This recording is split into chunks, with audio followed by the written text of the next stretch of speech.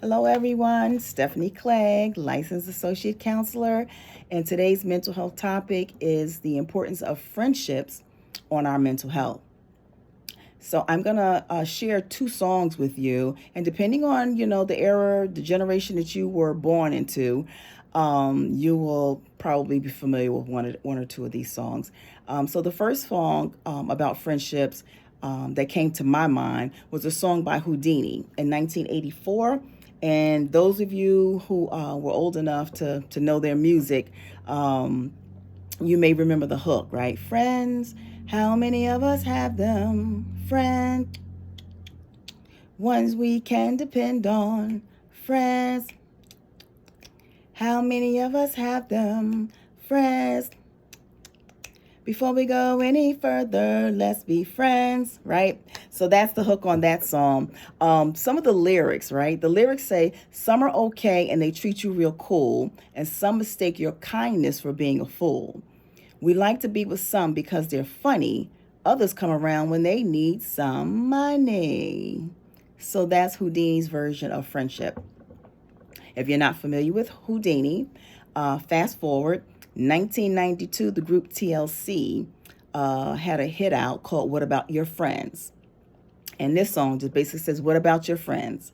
Will they stand their ground? Will they let you down? Hey, hey. What about your friends? Are they going to be low down? Will they ever be around? Or will they turn their backs on you? That's TLC's version of friendships. But let's get into it. Let's talk about the importance of friendship on our mental health. Friendships play a significant role in our physical health, mental health, emotional health, and even in our social health. And social health basically means the way we interact or relate with other people. Friendship gives us a chance to build community and form deeper bonds. It also lessens the impact of loneliness and isolation. We are created to be social beings. We are created to be interdependent and interact with others. So when we do that, the likelihood of us feeling lonely or isolated is probably slim to none or significantly lessened. So let's talk. How does friendship impact our mental health? Friendships reduce stress. Friends can act as a buffer in stressful situations, right? We have someone to talk to, someone to vent when we are dealing with stressful situations. Friendships improve our self-esteem. I like this one. It says, giving and receiving love and acceptance from others makes it easier to extend the same courtesy to yourself. I had to pause for a minute when I read that. That's deep. Yeah, so giving and receiving love from others and feeling acceptance gives us, it affords us the courtesy of extending that same love and that same acceptance of ourselves. Friendships help us avoid risky behaviors, right? For those who may struggle with like drinking, smoking, addiction, or other risky behaviors, friendships can serve as a good source of support. Friendships help us invest in our health, right? Friendships can offer like accountability, right? It's having that accountability partner. It's our check and balance system. Maybe your friends try to get you to eat healthier, exercise, get enough sleep. Friendships also combat loneliness, as I mentioned earlier. So that's kind of self-explanatory, right? So if we're with other people, we're less likely to be lonely. Friendships help us feel like we belong, knowing that our identity is accepted, affirmed, and celebrated can give us a sense of belonging. And I'm going to pause here for a moment to just interject with a word to parents or caregivers.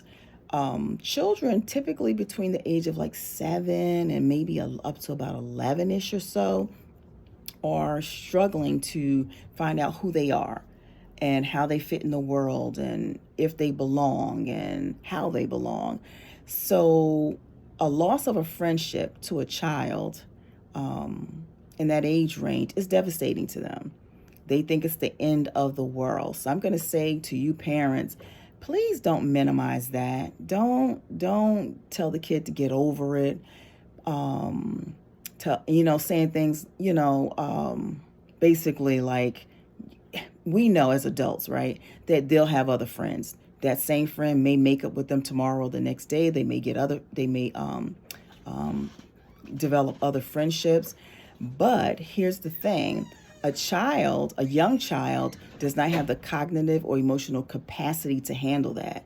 Their thought process doesn't even work like that. They're not even mentally mature enough to understand that concept. So when your kid is crying and devastated over a friendship being broken, or a kid saying they don't want to be their friends anymore and things like that, do your best to support your kid. Just support them and let them know that they are accepted, that they're loved, that they're celebrated, right?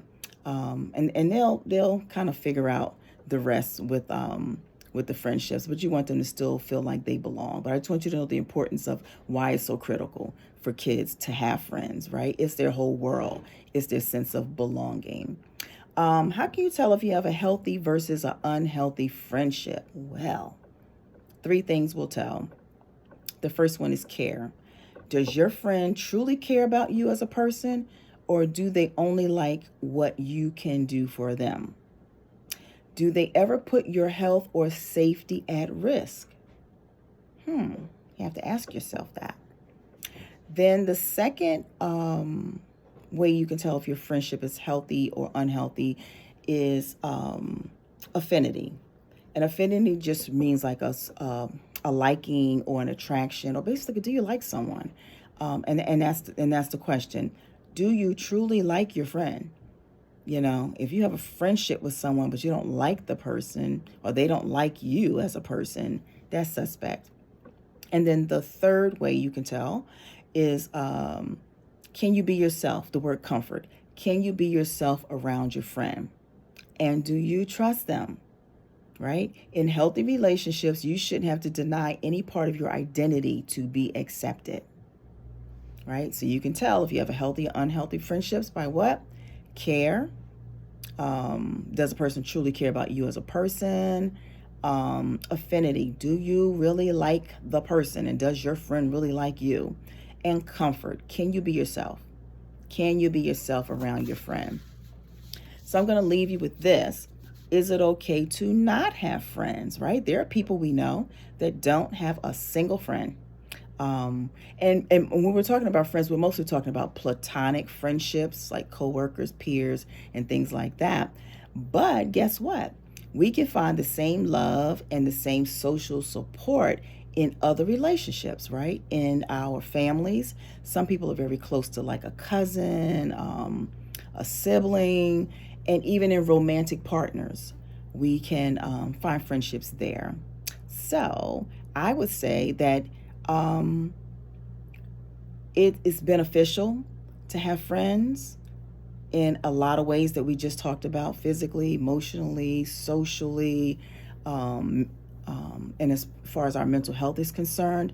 So it is important to have friendships. They don't all have to be platonic, but we should have someone as a friend. So hope you enjoyed this video, and I'll catch you on the next one.